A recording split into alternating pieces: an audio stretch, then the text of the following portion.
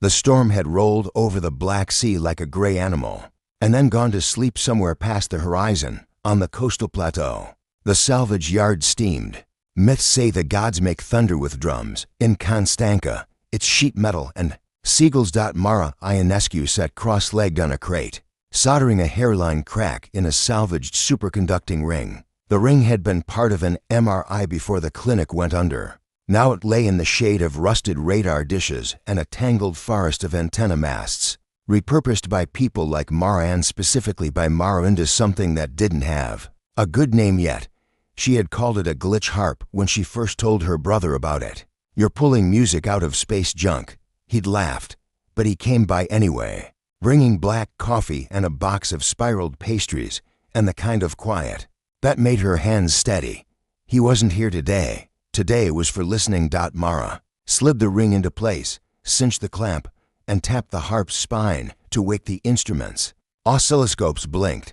An old screen she'd found in a warehouse in Tulsa warmed up, flooding with soft green. She plugged in her headphones, swallowed a mouthful of last night coffee that had grown an ecosystem, and played the sky like a string. To the west, the low-frequency radio ray on the plateau sucked static out of the troposphere and anything else that wandered by. The array had been a skunkworks built by a university before funding stopped and the sea rose. Mara had retuned the filters and chipped a patchwork of superconductors together until the entire thing behaved more like a handpan than a telescope. When she stroked one line of wire, the whole field trembled. It wasn't music that came back. It was a ladder, a series of beats that weren't evenly spaced, and because they weren't, the gaps between them added up to something map-like. Silence wasn't empty, it had structure. She could hear the structure shifting if she nudged a tuning here or turned a pot there. She could move the rungs. "Come on," she whispered, to herself or the world. She couldn't tell. The first time she had found the pattern, it was after a squash-colored lightning strike had killed power for a night and ruined half of her calibrations. The next morning, bleary-eyed, she heard a flutter of off-tempo pulses threaded through the hiss. They were wrong in a right way. Every attempt to filter them out made them louder. When she inverted them, her speakers popped and a flock of gulls lifted off the yard like something invisible had clapped. She called the sequence a glitch because you had to call it something. The glitch was not a beacon, exactly, and not random. It didn't repeat itself for hours until it did, and then it didn't again. It was like a drummer feeling around for the groove and finding it only when you looked away. Mara tuned the harp to the glitch, and the glitch got curious. The pasture of noise in her headphones became a coastline, foam, break, undertow, then the clean draw of a pattern, standing up inside it all like a doorway in fog. Her hands knew what to do. She introduced the MRI ring's modulation and layered in the drift from a gyroscope that had been in a missile that had never launched. The yard hummed. The blue wind sock on the fence leaned toward shore as if to listen. The pulses braided. Mara counted 5, 3, 7, 11. Not prime, not in that way, off time. Polyrhythms that didn't quite fit into human hands until human hands grew around them. She set a metronome to near but not quite match and let it slide in and out of phase. The glitch responded like it was laughing. The laugh made the air tilt. It happened without light and with a lot of light. The instruments didn't spike. They slid, like skis finding a new layer of snow under the old. The puddles in the yard trembled, and everything that reflected the skychrome hubcaps. A rain-streaked panel, her own eyes in a bent rearview mirror showed. To sets of clouds for a heartbeat. The hairs on Mara's arms lifted. She smelled ozone and the ghost of cut grass from a summer that never happened. The space above the array rang, silent and physical. Then the ring settled again. The sea returned to its habitual heave, and Mara sat blinking at the waveforms. She had held a door open and put it down without meaning to. Her calm bracelet buzzed. A secure number lit up, one of the strings of digits that weren't in her phone until they were. She thumbed it on. "Mara Ionescu," she said, and tried to sound like someone having a normal day. "Ms. Ionescu," said a voice with gravel and state authority. "This is Elena Tanasi, Unity Agency. We'd appreciate a look at your sky." Mara looked up. Far overhead, an airplane crossed the weather, A second trail cut across the first, then kinked. The kink straightened and became nothing at all. Of course, Mara said. Bring coffee. They arrived with coffee. They arrived with sensors and a smile that was not a smile. Unity's vent had a matte finish that drank reflections, and its tires hissed on the wet ground. Elena Tanasi stepped out in a dark jacket, with rain on the shoulders and a silver pin in the shape of a wave. Behind her came a thin man with knuckles like knots, whose eyes moved in saccades, as if counting flies. Ms. Ionescu. Tanas's eyes found Maris and held. You opened something. We felt it from Ankara to Reykjavik. I tripped on it, Mara said. Different thing. Tanasi smiled. This time actually, if tripping does that, we should legislate better shoes. They set up in the yard. Unity unpacked a collapsible dome, a battery spine, and 3 dishes that heckled Mara's diffident array by existing. The thin man introduced himself as Haroon and took notes with a stylus. That left little pores of light in the air that evaporated. After a second, by nightfall the sky was clear and hard. Stars crowded. Mara showed them the glitch. It was shorter tonight, closer together. It felt like anxious. When Mara tuned to it, it swerved, then settled. Tanas's calm cracked a little knot on her face, but in the way her shoulders forgot to stay level. This is older than anything we track, Haroon murmured. But it's not old. Present tense, Mara said, because grammar mattered. To waveforms in a way most people didn't realize. Someone's playing back. Haroon looked at her, surprised. Back, think of a hallway. Mara's fingers made a wave through the air.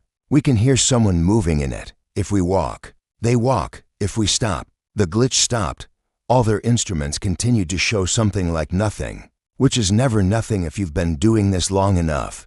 The silence had bones. A single pulse came in late, like a joke, a beat after the laughter. Hello, Mara said aloud to an empty yard, because sometimes you stop pretending. She paged her ring.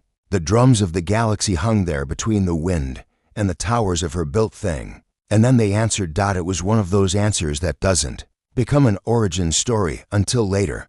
At the time, it was simply a set of misplaced beats that made a pattern when seen from above, a map. And the map matched nothing known to Unity's charts, none of the old station orbits, none of the stealth corridors that ships use between the Earth-Luna economy and the small outer communities. It was a path that was not a path, outlined by absence. They penciled it onto a screen.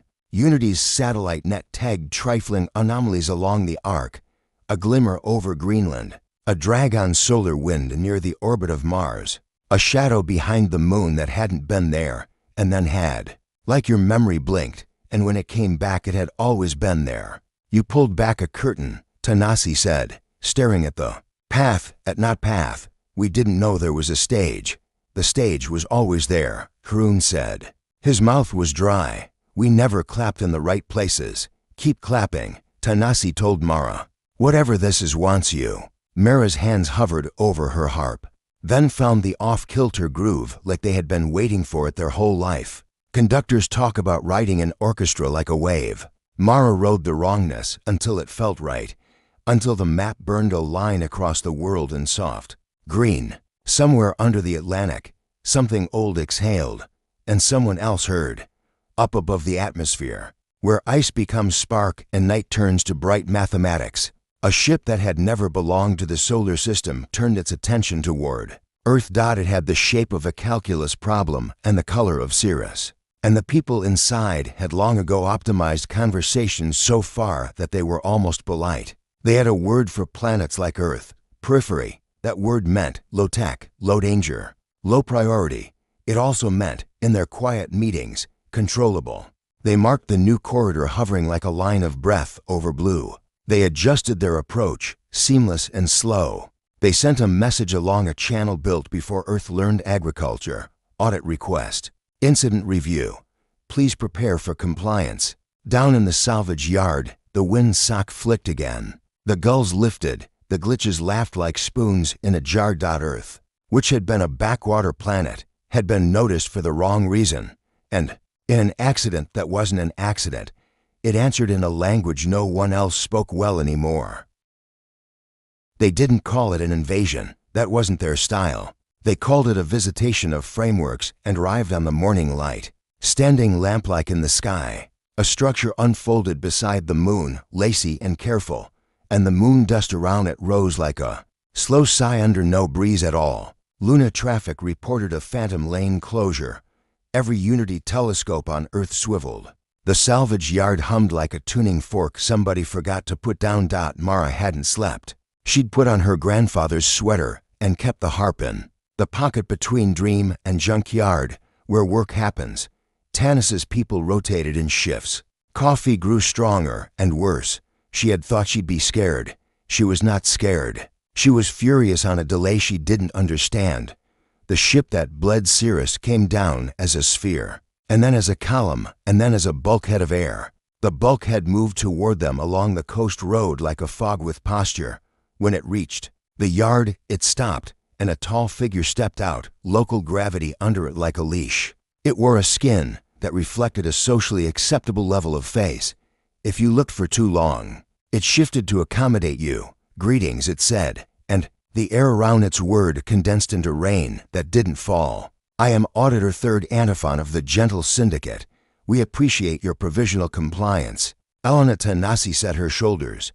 Unity recognizes no oversight from syndicates of any sort. This is Earth Worth, said Antiphon, as if tasting a novel jam.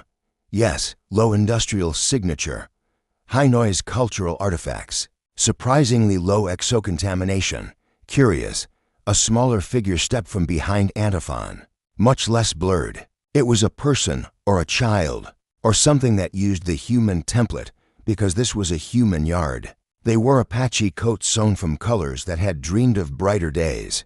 Their hair had silver in it for no rational reason. They looked around with interest that didn't pretend not to be interest. This way, Mara said, because someone had to say something useful, and she had also had enough. She turned and led them through the yard, past the unkillable fig tree that had decided the fence was a trellis, past the mural of a sunken ship someone had left on the wall. Before the flood took their house, the harp sat under a tarp that was not fooling anyone. Antiphon paused before it like someone encountering a folk instrument at a space opera. This is what you use to perturb the underway, Haroon murmured, writing the word down without looking like he was writing anything at all. Nice name. Antiphon turned its attention to him. Not my name, old name. We maintain leggers, and we break them, said the small knot child with the silver hair, almost cheerfully. Hello.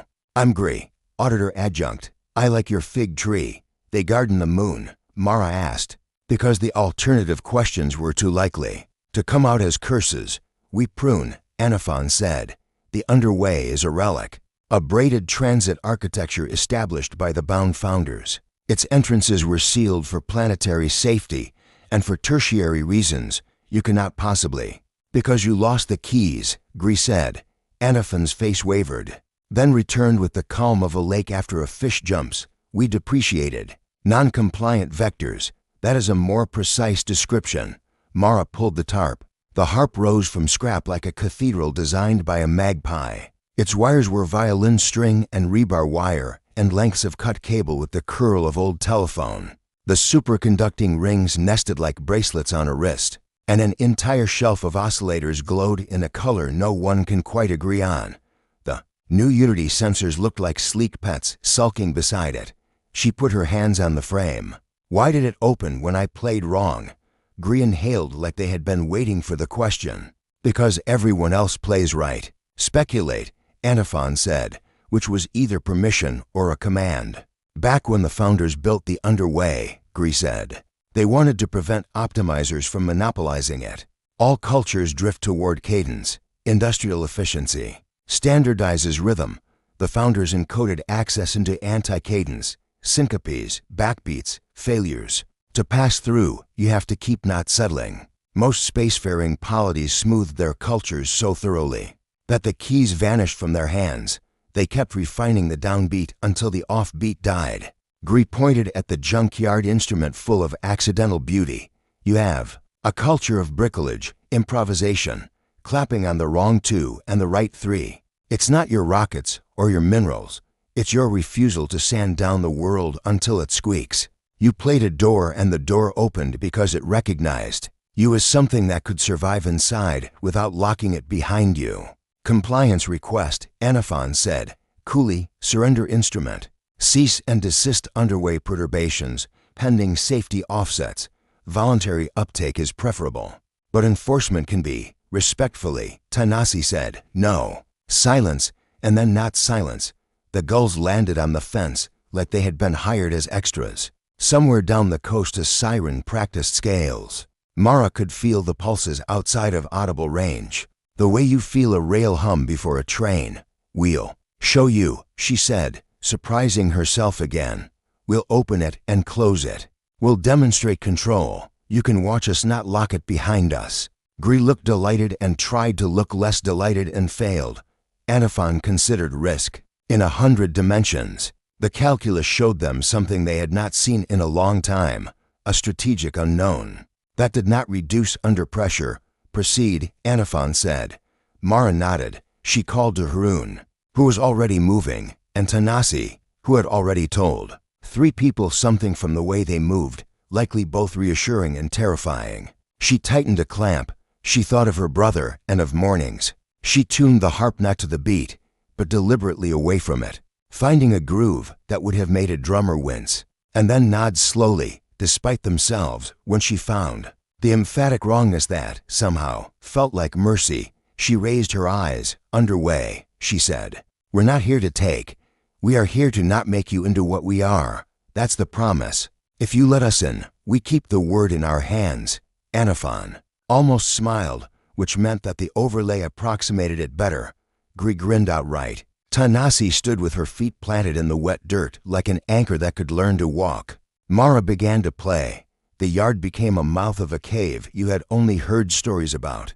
The underway arrived not as light, but as absence that bent light. The puddles mirrored to skies again, and then 3. Air got thinner in a way that was not dangerous, but reminded you of mountains. The fence leaned toward the opening as if it had been stapled to a magnet. On the scope, probability narrowed into a plate. On a screen, a map drew itself in strokes like a calligrapher who could see beyond the page. The opening stabilized in a small way the way a bonfire is stable. It burned without leaping. Through it, Mara glimpsed nothing she could name. It wasn't a tunnel. It was more like a road that had learned the trick of not being a line.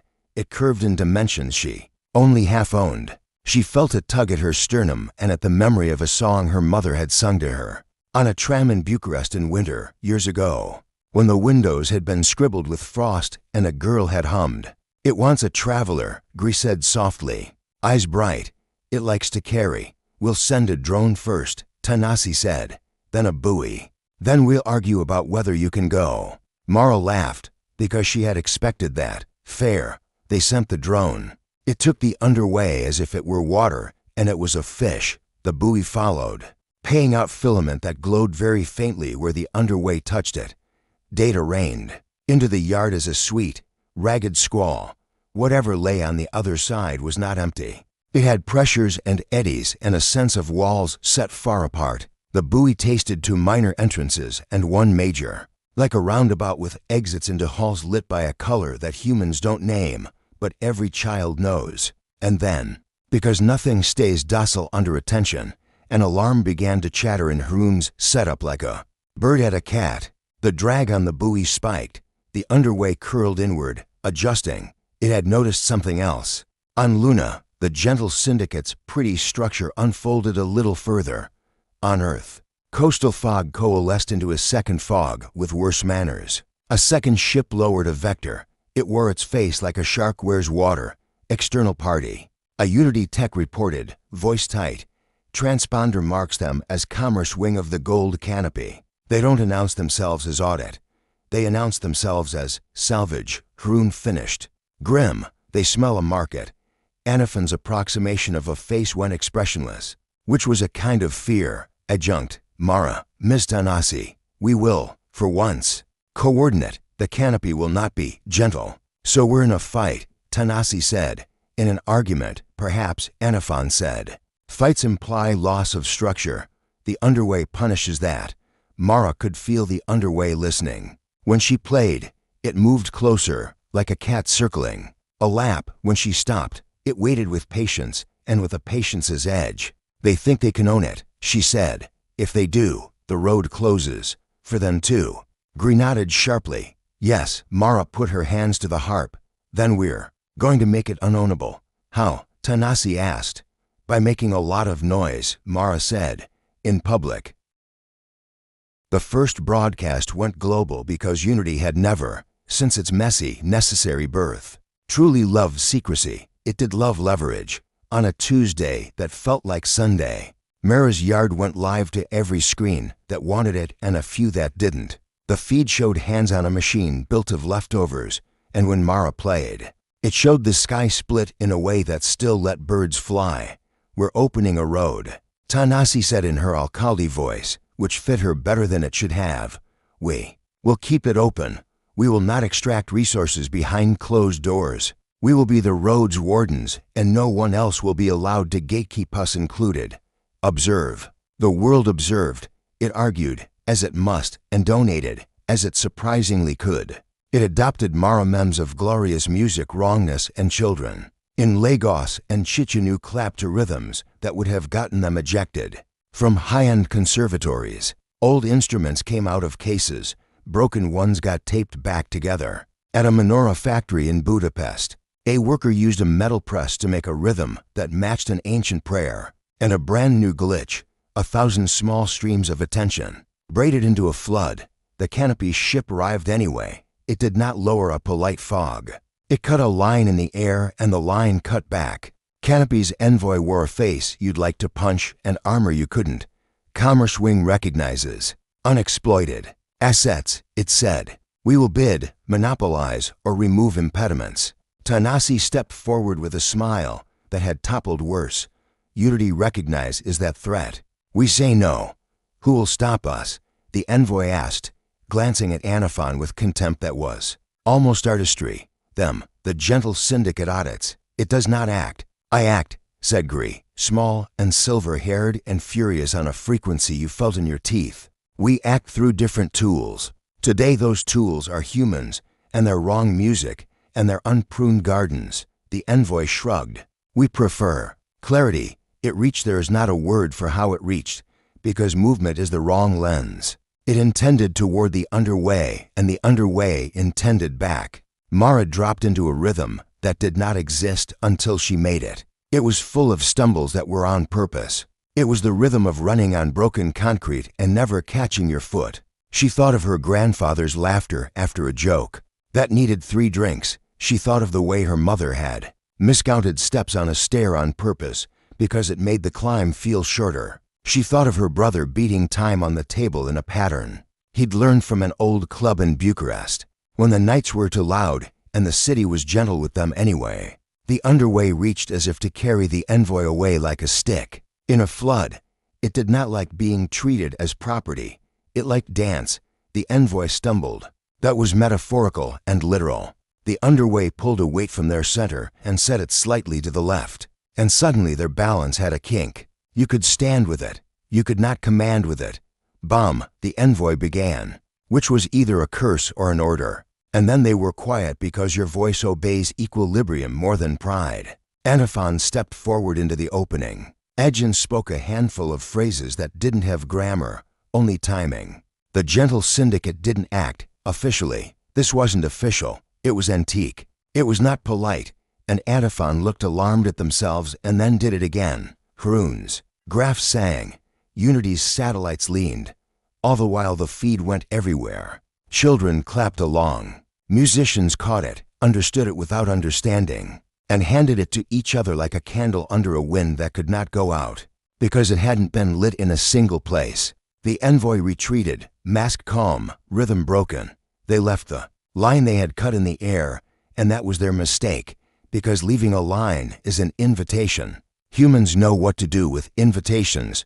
Mara finished a figure and lifted her hands. Now, she whispered, to low for the microphones, and Tanasi nodded. The buoy in the underway unspooled a final meter of thread and clicked a trigger over the feed. Over the satellites, over every handset, the buoy sang aloud, beautiful. Wrong chord in 10,000 tiny variations. It was an open-source key. It was not enough to let someone thoughtless cross. It was enough to show anyone who could improvise where to stand.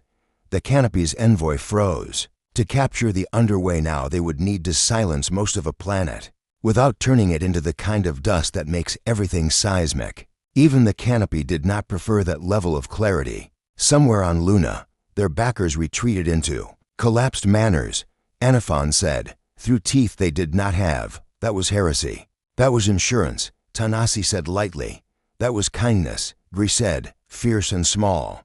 The founders wrote the underway to be shared by those who could share. They knew power calcifies, so they salted keys with mess. These people are messy in a way that saves things.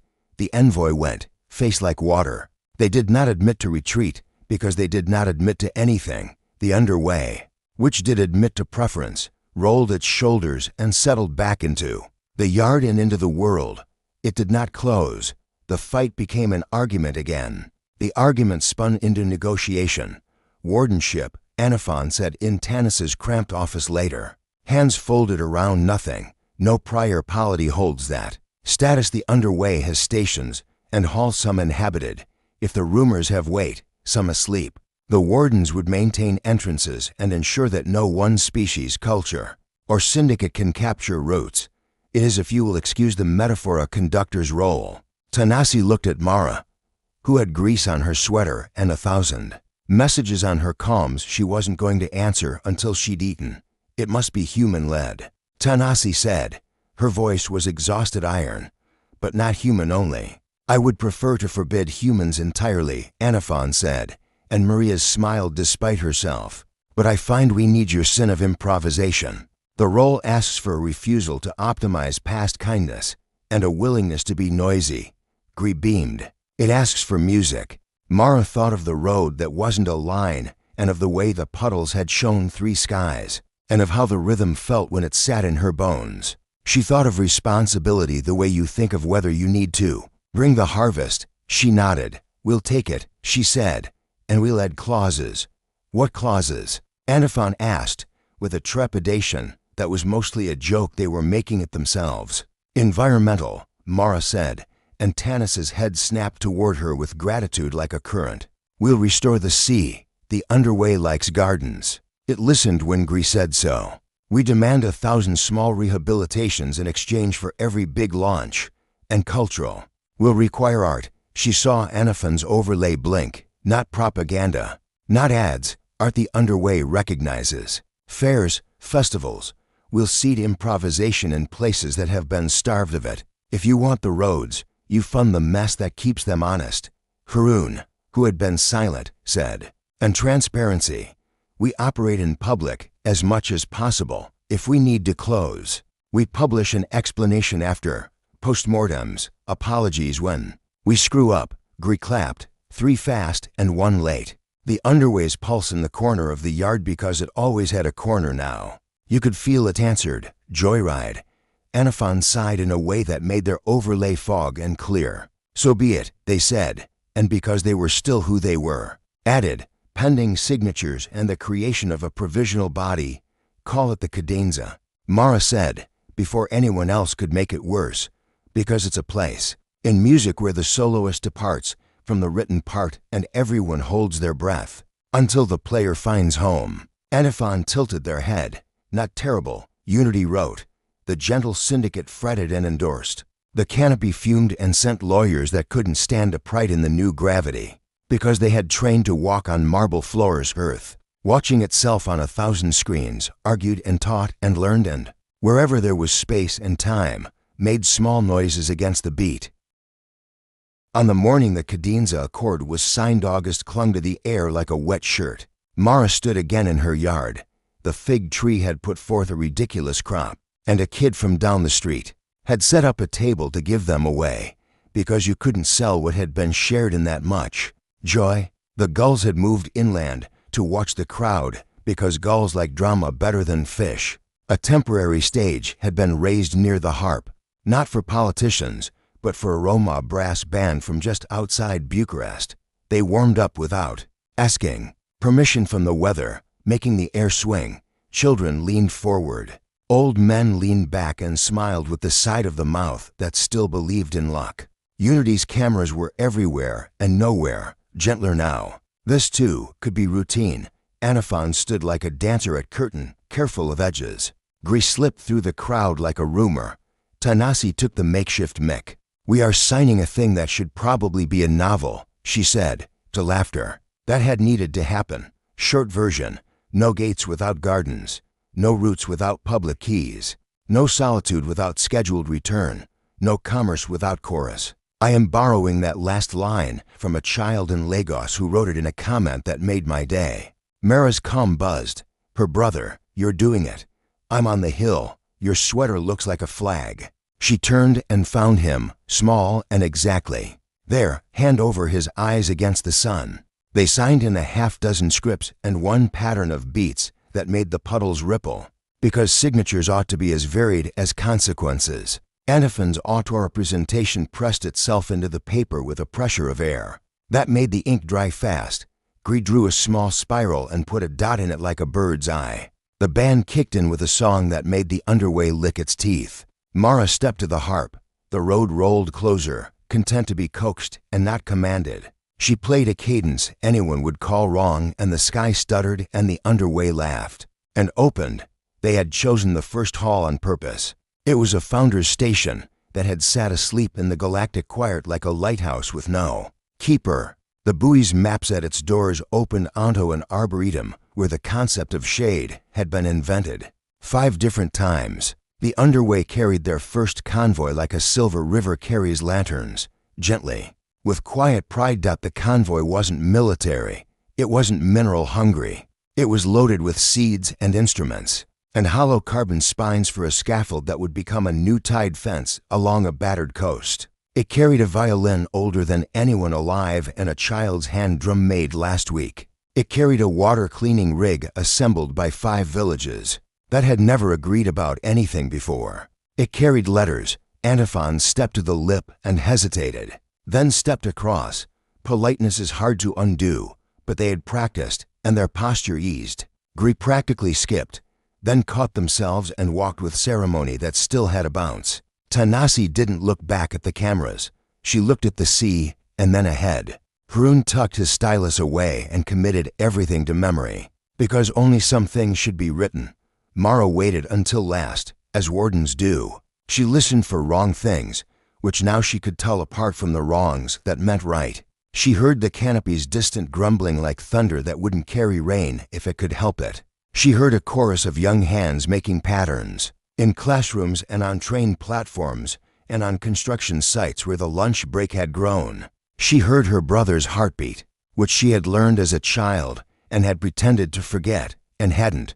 The underway felt pleased. That was ridiculous. That was true. It wanted to be used by people who would argue in public and leave keys where anyone could find them if they were willing to learn to listen. She stepped across. The hall on the other side woke like a greenhouse door opening in spring. The air smelled like the idea of clean wind and like dust that had slept politely. Plants trembled, and the sound of their tremble meant, "Welcome. We remember your kind. We used to." Mosaics on the floor misted with a damp that was not water, but something similar. The ceiling shifted to show not the sky but a concept of it that made your eyes well up, because you had forgotten this was even possible. Behind her, Earth watched its people go and, for once, did not fear what they would come back with. Ahead, the gentle syndicate stood awkwardly among trees and handled not knowing with unexpected grace. Gree touched a leaf like a talisman. Tanasi held her papers like a prayer and then put them away. Mara walked to the center of the hall and placed the violin and the drum on a bench. "Cadenza," she said into the space. "We will be muddled and loud and very tired. We will apologize when necessary. We will make jokes when absolutely not necessary. We will not optimize you to death." Something in the walls made the underway's particular laughing sound. They set up their first wardenship with the prosaic care that saves legends from becoming tyrannies. Sign-in books, a rule about sandwiches, a line of tape that meant "Please don't go here yet, it's not safe," a place for poems and diagrams and corrections. The first traffic was small and precious, a scholar from Accra with a backpack full of lichens, a welder from Kaunas with a knack for bracing things in the right, wrong way, a trio of Pacific Islanders carrying a folded canoe whose would knew the names of stars. It had never seen Dot in the months that followed.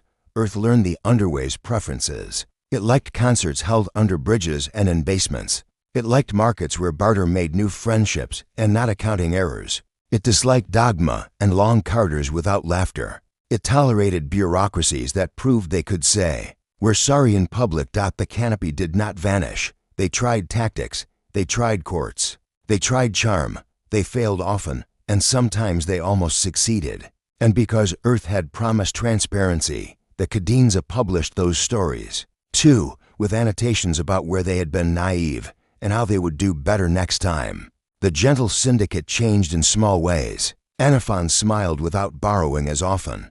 Grea's silver hair turned out not to be aesthetic after all. It darkened on days when they were certain and brightened when they were not. And certainty lost, the Founders' Hall became itself again, under careful hands and new songs. On a night when storms held to the horizon and the salvage yard glowed like a skin of lightning, Mara sat with her brother on the hood of a car that would never drive again. They watched the underway make a small ripple in the air for a courier ship.